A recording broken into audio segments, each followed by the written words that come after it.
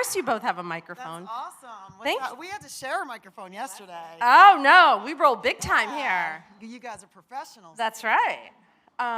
Thank you for being here and for discussing something that I think is an issue for probably most of the people I know. Right. That you're always, health-wise, just not feeling great. And no matter what you do, you work out, you don't work out, you drink coffee, you don't drink coffee, you don't drink wine all week, or you do, you still kind of feel gross. So can you talk me through your process of, first of all, how you guys hooked up and why you wrote the book? Well, I mean, you just called it. I should quote you. I did feel gross for a long time.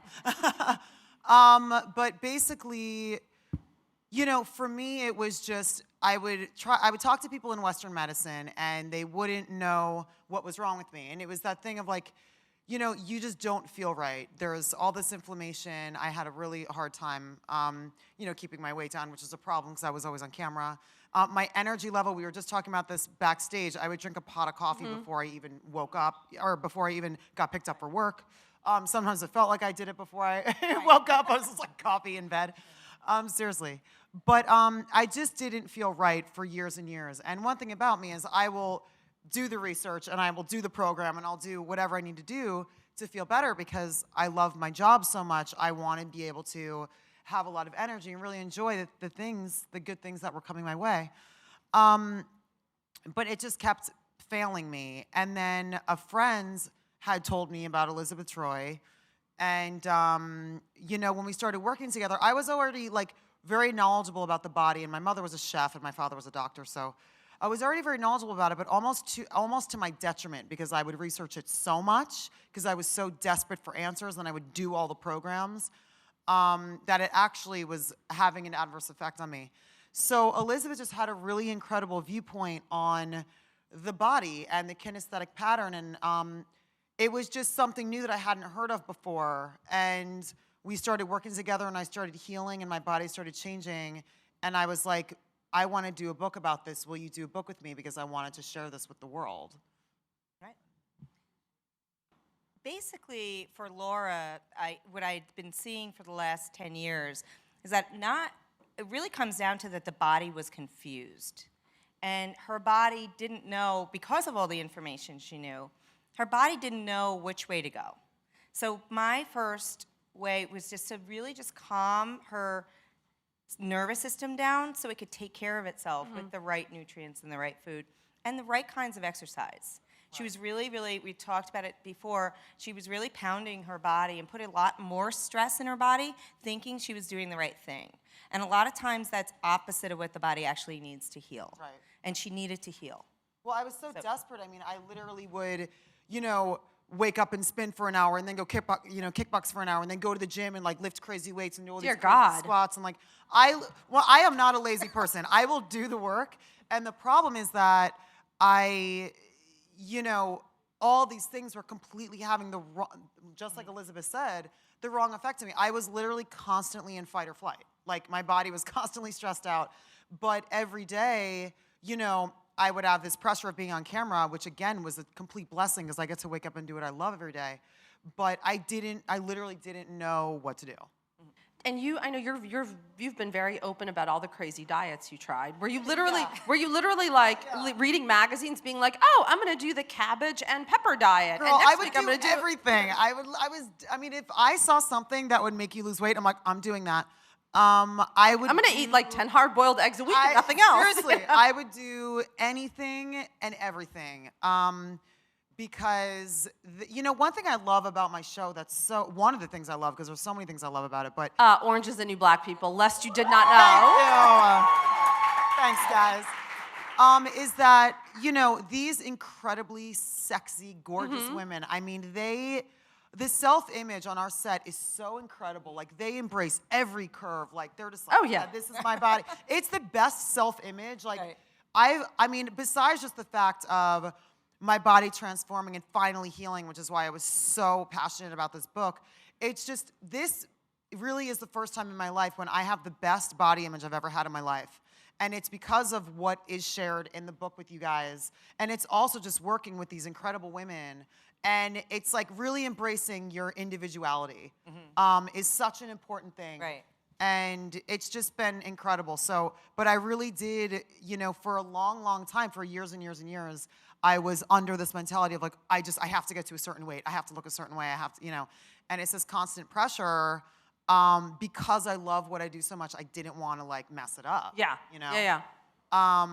But now it's like you don't have to do that. You don't have to take all these appetite suppressants and inject yourself with hormones and like, Right. like eat cabbage soup in the bathroom at the Golden Globes, trying to like, eat Yeah. something or Boost your whatever. metabolism. Or whatever it is. You know what I mean? Like it's crazy. People do crazy things. Well, so are you like the on-set nutritionist now? Like, do they all hit you up for tips? Kind of, it's turning into that. Just to add to that, I just feel like, Laura would come into my studio and say, these girls are just so happy with themselves. And it's like, people always ask me, well, do you lose weight? Is this a weight loss program? Is it a diet? It's a way of life. It's a way of life book. It's a way of feeling good. We were just talking about it before we came on, that it's like, most people do lose weight because most people have kinds of things in their body that is like inflammation or false fat, which makes people appear like they need to get rid of fluids and things like that. But it really turns out that what Laura's talking about is that I believe this is just real food, nourishing the body, and really helping a person get to the highest level that their body can be. It is a 21-day program, but I don't know anyone that stops it after 21 days. All of my clients, they incorporate it throughout their life.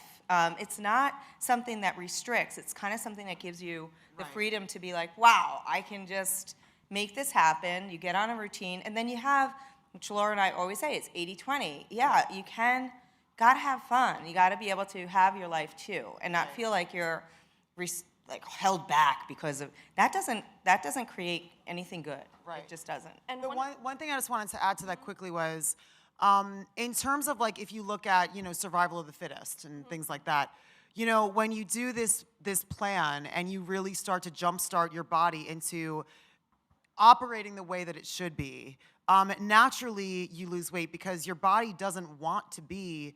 It's survival of the fittest. So your body wants to be a lean, mean machine. Right. You know what I mean? Like in our DNA, like in our genetic mock-up. So naturally, when your body improves and is functioning optimally, weight loss is just a byproduct of it, which is an awesome thing that we all always want. And two things that I love about your book. One, the stretches are amazing, and they're not like those weird stretches where you need like bands and balls and like special mats that massage your back, because you literally need a wall, which I think everyone has in their home, I hope. Well, a lot of people say they don't. That's very funny. A lot of people say they don't have an extra wall, and I'm like, we all have too much stuff. Take things off your wall. Exactly. You don't have an extra wall. I swear. Okay, that's that is the ultimate excuse. I've never heard of a better excuse. Get rid of some furniture or get rid of some stuff. And you have a wall. And this, by the way, does not look like deprivation. No. So Not deprivation. It's so awesome. Right. And the other thing too is, now, we can build a stash in an hour and we're like, done. But for people who are first learning this type of, meal prepping and lifestyle, I've been doing this since I was 10 years old because my mother taught me how to do all this when I was very young. And Elizabeth has been doing this forever too, which is why we literally took the best of both of our worlds and we're like, let's, culminate it into this awesome thing. But it literally is supposed to take you an hour twice a week, an hour and a half tops twice a week. And then it's all your food is worry-free. Every morning I wake up to go to work, go into my kitchen, and I make my meals for the day in less than 10 minutes. And that's the whole thing is like, people are like, well, how do you have the time to do that? I'm like, doing this program, it gives me the time. because you don't have to spin for 3 hours a day. Saves Right. time, you know what I mean? So that's what it should be. It should alleviate stress. Correct. And like you just pointed out, the book is a beautiful book, and we're very honored to be able to have that. But there is no photoshopping here. This is just real food. And people don't have to be worried about what it's going to look like on the plate. Most of my clients that I've had for many years, they're just like scared of cookbooks. And they're like, I know mine never turns out to look like that. Well, it turns out to look like what we have because we didn't do anything other than cook the food exactly like we're telling you, and it really is beautiful. And I really think that matters. We're just getting back to the essence of the food and the essence of how the human being actually really works. You know? And I think that, people are realizing that what we're doing isn't working. When you look at the rate and the skyrocketing of the different kinds of, wheat Obesity and allergies diabetes and and dairy allergies and diabetes, which we talk We'd about be a getting lot. better. If it was, the right idea, to use Right, the funny I thing know. she always says, that's the called right the wrong idea, idea. The right idea is, we haven't found it yet, and we believe, most people haven't found it yet, we believe that we did, and this book speaks to that because I'm walking proof of, I feel better, I look different, everyone is just like, you're different, you know what I mean? And it works, and there's no weird woo-woo voodoo that you do so well in that. Very nice, Laura. Thank you. Well done. No, it's just. Are you gonna wrap the rest of the it's interview? Real. No, I'm not. You're gonna take over in a second. But it really, truly is. It just, I don't know. Personally, it just means so much to me and us. So thank you. What was the first change you noticed in yourself? Like the first concrete where you like woke up and you're like, oh my God. I think for me, the first change that I noticed was with my wardrobe was fitting a lot better. When I went to set, I wasn't always like, like one day I would do a fitting and the next day my clothes wouldn't fit because I would have such weird reactions to food. I would like, my swings, it would just, it would be bad. So right away the first thing I started doing was the bone broth.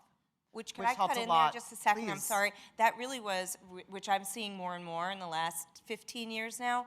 It was really Laura's lymphatic system, and it's a system that is becoming a little bit more understood, but it isn't something that a Nobody lot teaches of you in a school. lot You of learn about the doctors- central right, nervous system and right. the circulatory system, and not the muscle lymphatic groups system, and the please. skeleton, right? But Yeah. it really was about that for her. And again, I see it a lot more, and specifically with women. And there's something going on there because the lymphatic system is the system that's supposed to kill off viruses, bacteria, environmental toxins, which we're getting a little overloaded with. So she would feel great one day, have to go for a fitting, and come into the studio and be like, I can't believe this, I don't feel like I did a day ago. What's going on? And this is a chronic problem going on in our society.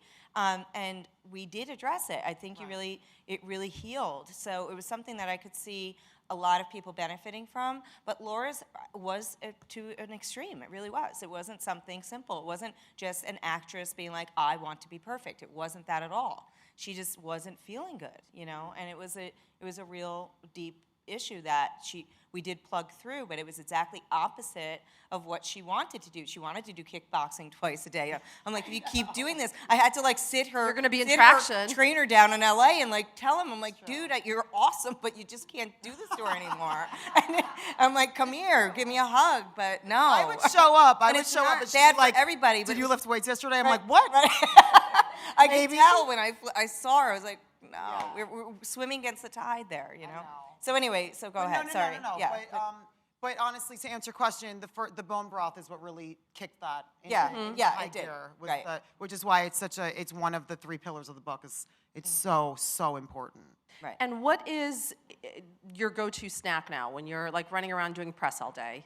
And you obviously don't have time to, Yeah, honestly, it's exactly what's in the book. It's Granny Smith apples, almond butter, that almond bread. Everyone's Yeah, obsessed it's with amazing. almond bread. It's amazing, right? And we call them hand grabbers. Yeah. Laura came up with that idea because I never liked snacks because so many people say, how many snacks can I have a day? Because I'm a nutritionist. And I'm snacks I'm conveys goldfish or They- chips or something. Yeah, it's like, yeah. but also then they also have the limit. It's like, I'll take that at 10. So it kind of gives you the freedom to be, here are your hand grabbers. If you're more hungry one day than another, just have an extra couple apples. We're not counting calories. You can't. There's certain aspects of it that work, but that's not really what this is about. So the hand grabbers really were, and the almond bread is just to die for. It's so easy. Which I will be making tonight. It's And amazing. then It you're really gonna is. love it. You're gonna Right. love it. But the other interesting thing too is that I used to be hungry all the time. Yeah. I used to literally be starving 24/7. And I would be, and the problem was that because my body wasn't functioning properly, I wasn't assimilating nutrients from anything I was eating. Like literally, my body basically thought it was starving when I was, and when I was eating, and I'm like, what is going on? So the more I got, specifically the liver and the gallbladder functioning properly, which most people are so scared when they hear those 2 words, but 3 words technically. But when you actually learn the way that we explain it in a way that's very havable and fun, I mean, it's a part of the human anatomy. You should know about it, and I love the way that we talk about it. I feel really like when people would educate me and speak to me in like a condescending way, I'm like, listen, I'm like, don't like, I just want to be like hanging out with them, like getting the information. Right. And we really tried to do that, but and I feel that really does come across in the book, but. Yeah, without getting too complicated with the anatomy and how the liver and gallbladder work, they are really important organs for what we are today as human beings. And the gallbladder is what fat regulation, and the liver is like a chemical regulator in our body. And the greatest thing about the liver, and I say it in the STASH plan, is that it can not only re-regulate itself, but it can rejuvenate itself, and that's really important to know. It totally does. Like people and the cells can change rapidly, and as much as it can change as the blood changes in 21 days. Right. So it's kind of cool, and I've seen a lot of really great things happen for people. Right. And I love the 21-day aspect because several girlfriends of mine and I are doing this 90-day plan, and it's like I've already given up. Dude, by week 3, I was like, it's a wrap. Like, I can't. It's like 90 days. Well, I mean, that's hard. They're still sticking to it, and I was like, you have fun. Let me know when you're on the other side. You know. Well, the interesting thing is that it's been proven, like, historically and factually, that you can break a habit in 21 days. Days, yeah. So you see all these different books where it's like, lose 21 pounds in 21 days and whatever. And cool, but, because this is a lifestyle plan, it's like, okay, great. In 21 days, we're going to teach you what we do, new habits, awesome habits, really make this a part of your life. And then it is a lifestyle plan. It's not like 3 weeks and one and done. Yeah. You know what I mean? It's like, this becomes, you incorporate the stuff in your life, and there's stuff in there that I've lived by for years and years, and so has Elizabeth. Right. So that's actually why the 21 days thing is because that's the amount of time that's been proven to break a habit. Right. And I have to ask you before we turn it over to the audience. I think we all love your show. Thank you. Come on now, and it's back June 17th. That's right. I'm very bad with numbers. And season 4 is so, And you so had said good. it picks up exactly where season 3 left off. It literally is a continuation. It picks up about 3 seconds later. And season 4 is so good. It's awesome. And Alex and Piper's relationship continues its love-hate there will never circulatory be a system. of awesome Alex Piper scenes. And season 4 it just lives up to that. It's awesome. The fans, you guys are gonna be really happy, I think. And now that here's the new Laura, the new, I don't want to say improved, but the new revived Laura. How is it being on set every day? I mean, do you notice a huge difference? Oh, yeah, totally. I mean, the difference is that, well, first of all, I don't have to constantly, like, fill myself with, like, caffeine and all this other stuff to, naturally, I feel better. I feel more vibrant. I feel like my work is so much better.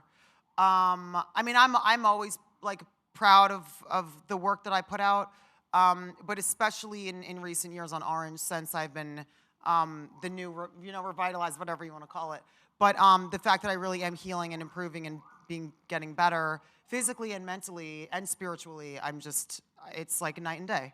Like your energy level is through the Oh, roof. it's beyond. It's like I've improved in so many different areas of my life, and including my acting, and it's fantastic because it's hard to fully, like, I commit 110% to my job. I absolutely love it, and it just sucks when you're feeling bad. Yeah. And you're just like, oh my God, I just want to feel better, I just want to feel better. You go, Elizabeth. Thank you. Not a bad. And what was? And last question because I know we have a nice audience that wants to ask questions. What was the writing process like on this? Did you guys just email every day, text each other, or did you have committed? No, that's right. When we were together. We decided right from the beginning. I mean, we had such a very contact relationship to begin with that we tried Skype at the beginning, and we had a really, really tight deadline because of not just because we wanted to come out, but we also had this open space when she wasn't filming. So we were back and forth all the time. I did spend a lot of time in LA, and it definitely worked to be able to knock it out. It was really intense, but we got it done, and we had a great support system to be able to make that happen. The other thing too is when we sold the book, we already had a 91-page proposal. Right. And, So you had a huge chunk of it done. yeah, so we had Right. a big chunk of it done, Yeah. which was great, which is why we knew when we got this tight deadline, we knew we could pull it off because we already had the proposal, we already knew what we wanted to cover in all the chapters, we already had, a really good idea of it. But honestly, too, because I've been, doing the job that I have been for so long, my viewpoint on the whole book writing process was like doing a movie. And I kind of knew all the different phases. I know all the different phases it takes going into a TV show or a movie. So that's really how I looked at this. So even when we were in LA and we were meeting with our photography team, they came to my house, and do you remember this? I literally made huge tone boards. Storyboards Of like everything. pictures of like the tone, what everything's gonna look like. And like we walked in, they were like, we never saw anybody do this before. You They did were half our like, job hashtag perfectionist, She has, anyone? she has a tendency to do other people's jobs a lot, but that's no, but it totally made it easier and made it flow, and like it was they got one the cohesive ideas. thing, Right. but it was one of those things that made it so we could hit our deadline. Yeah, totally, absolutely. It was So awesome. That was funny. Well, awesome. And here we have someone waiting to ask a question. Hi, there you are. For being here. Big fan of your work and the show. Thanks. Also big fan of food. So in the show, we see that like food has a lot of power over the ladies in the kitchen. Whoever holds the key to the kitchen kind of holds the power over all the rest of the ladies. So I'm wondering, I have a two-part question, where the power comes from. Is it, beyond the taste, as this book I think will highlight? It's more than just taste. And if Alex could bring one recipe back from this book to the prison, which one would you choose? Good question. A good two-part question. Honestly, to answer the first part of the question, it's like in prison, you just want like a connection. You want something that's going to make you feel better and make you forget for a second that you're behind, these bars, so to speak. And whether it's these sisterhoods that these women create, or Piper and Alex knowing that they have this incredibly tumultuous love-hate relationship, they always come back to each other because it's about, besides the fact that they love each other and they hate each other, it's about a connection. And food is a connection. I mean, food connects people, and it's just one of those things that when you're in this prison and these women being able to bond over food, or Red having that give her purpose for being there. And when they started serving all of the terrible food last year, she's like, I have nothing, to do with this, whatever. But it's like, it's a big deal to have that any kind of connection, essentially. And also, in prison, when you're having like a great meal, it kind of it lightens everything. You need to have some kind of levity in these situations, which is why, even though it does take place in a prison, these women are funny. They're funny, and they're awesome, and they're sassy, and it's like And they're hot. And they're hot. I mean, you need these moments of levity in these kinds of situations. And if Alex could bring anything back, The sliders. sliders. Sliders. The sliders, yeah, the sliders are good. Yeah, maybe the grass-fed sliders. Thank you. Yeah, those are really good. Hi, ladies. Thank you so much for coming. I wanted to know what was the most interesting healthy living tip that you actually found out while working on this book together. Most interesting healthy living tip. For me, I'll just jump in. I think for me it was, because I used to kick my butt so much at the gym and be so stressed out and, really working myself so hard. I think one thing I really learned was to really kind of relax and let your body heal, let your body rejuvenate and regenerate. And that's one thing for me that I really learned throughout this whole process, where I know that I'm a workaholic, and I'm a workaholic because I love what I do. Most people see what I do and they're just like, I don't even know, I wouldn't even be able to get out of bed in the morning, but it's awesome, and it's because I love it. And I think for me, it really is, was finding that balance of being able to relax a little bit, which is something that Elizabeth would tell me to do all the time. Mm-hmm. Because of the, the parasympathetic nervous system calming down, not always being in fight or flight like I'm in caveman era being chased by a saber-toothed tiger. You know what I mean? Whatever. Right. For me, this book was like a development of my life's work in a very simple way. And so I really look at it like it really pulled together for what I've seen in thousands of clients of mine is basically the same thing. And so many people have the answer, and I don't think there is an answer. So if there's a balance and people could say, is it my food? Is it the broth? Is it the stretching? How do we do? Some days you might want to stretch an hour and a half. You know, some days you want to be able to have broth 3 times a day. Some people have it when they have it for breakfast to heal the gut, you know. So it's really about getting to know, for me, to getting to know my client and to be able to write a book that is understandable and doable for everyone, Right. including children, including, you know, my daughter's in college, her and her college friends stash on Sundays.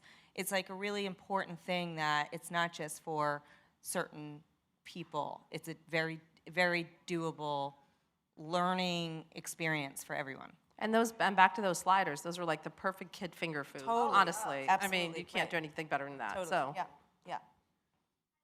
Hi. Thank you so much for being here. My question is to both of you. Out of all the options in the book, what would you say is your favorite dish? Oh, that's so tough because they're all awesome. I might be a little biased, but I do love all of them. Honestly, for me, I would have to say it's the beef bone broth because it was one of the first things that really started to heal me, as I explained earlier. And I cook everything in it as much as I can. All the grains are cooked in it. All the proteins are cooked in it. Besides adding a ton of flavor, I try to put it in everything I eat. So I would have to say that because I try to incorporate it so much. I would definitely say the roasted beets. I agree with the broths in general too, but the roasted beets are really good because so many people that I hate beets and little kids that you make them into little chips, and beets actually create new blood in the body, and they're really, really good, and they're really good for cleansing the large intestine too.